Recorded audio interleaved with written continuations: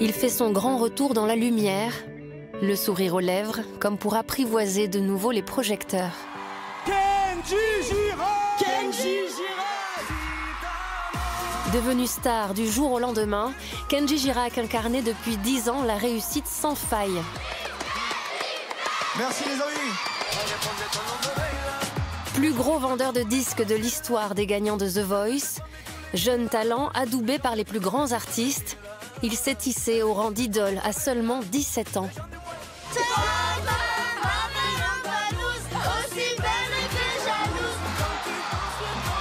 Sa culture gitane en bandoulière, il est devenu l'ambassadeur de la fête et de la joie, entraînant avec lui toutes les générations dans son univers gypsy pop.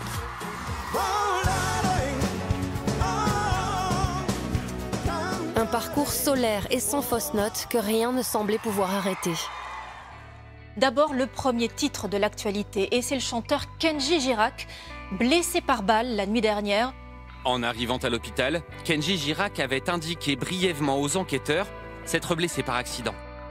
Aujourd'hui, le chanteur de 29 ans revient de loin.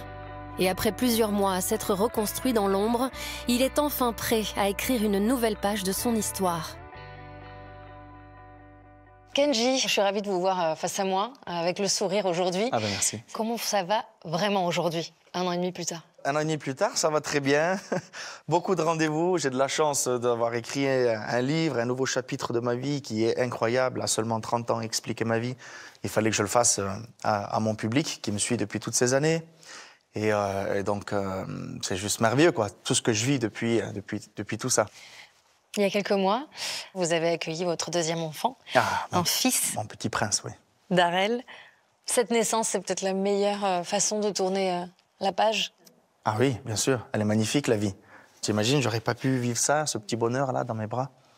Et donc, faire le pot à pot avec mon garçon après tout ça, c'était un peu, voilà, l'acceptation de tout ça et de se dire, voilà, maintenant, j'ai la chance, Dieu m'a donné ce bébé-là, m'a donné la vie. Maintenant, il n'y a plus qu'à être présent pour lui, être aussi fort que jamais, et jusqu'au plus longtemps possible.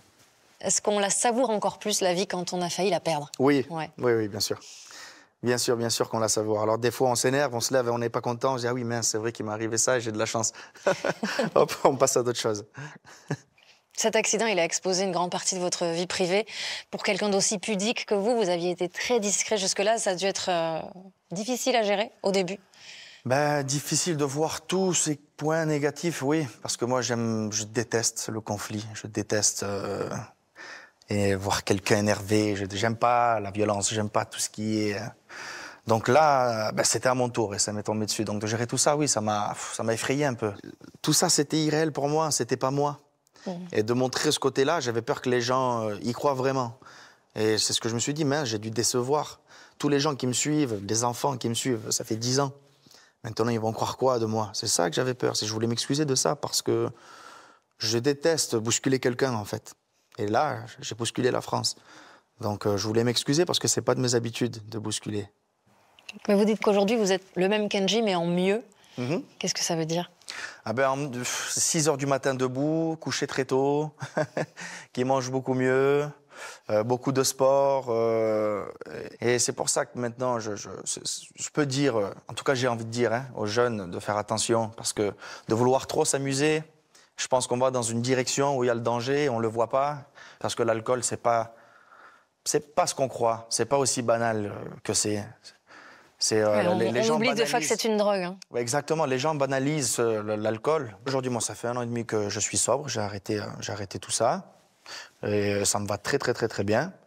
Et grâce à tout ça, j'ai une énergie qui est débordante. Là, les périodes de travail que j'ai en ce moment sont intenses. Si j'avais pas une hygiène de vie incroyable, je crois que je pourrais pas tenir. Et là, je le fais avec plaisir. Vous les écoutez, vos proches, maintenant, quand ils vous disent attention? Oui, bien sûr. Maintenant... Je pense à votre femme, j'imagine qu'elle s'est inquiétée beaucoup pour vous. Bien sûr. Maintenant, tout est... on se comprend beaucoup mieux et il y a une légèreté maintenant dans cette maison, dans cette famille qui est incroyable et qui est parfaite. À ne plus perdre. Et votre père, qui était si pudique, après cet accident, est-ce qu'il a réussi à vous montrer un peu plus de choses. Ah ouais. Donc maintenant, je vois qu'à chaque fois, dès qu'il me voit, il veut profiter à chaque fois et il se rend compte que son fils est là avec lui. Et je pense que pour lui, c'est la plus belle des choses que je sois à ses côtés. Récemment, il m'a serré dans les bras, il m'a dit « je t'aime ». C'était pas souvent ça. Il me disait « je t'aime » d'une autre façon, avec une petite main sur l'épaule, mais pas comme ça. Mais là, il me l'a dit. Ça fait bizarre d'entendre un « je t'aime » de son père comme ça. Est-ce que je peux vous demander si aujourd'hui, Kenji, vous êtes un homme en paix? Oui, bien sûr. Je suis un homme en paix, je suis un homme heureux. J'ai mon album qui arrive bientôt. Encore de nouvelles chansons à donner au public. Ma tournée qui arrive bientôt, donc ma famille va bien, la santé, tout va bien. Merci mon Dieu. Donc voilà, maintenant il n'y a plus qu'à profiter de tout ça et aller de l'avant et surtout faire ce que je sais faire le mieux, faire sourire les autres.